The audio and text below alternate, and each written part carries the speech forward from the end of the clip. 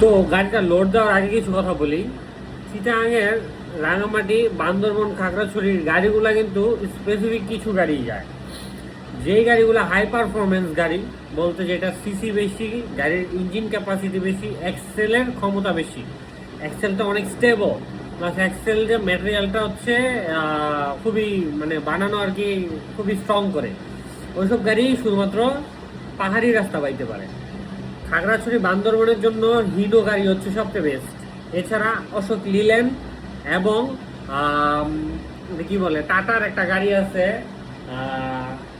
312 না কত জানি একটা মডেল আছে, ঠিক আছে। তো ওই গাড়িগুলো হচ্ছে মূলত স্পেসিফিকলি রাঙামাটি, বান্দরবন, খাগড়াছড়ি, এরপর হচ্ছে সীতাকুণ্ড, এরপর সাজেক, ওই রোডগুলোতে যায়, ঠিক আছে।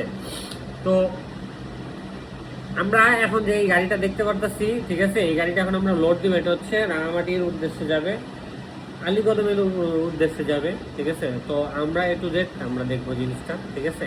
তো চলেন দেখি।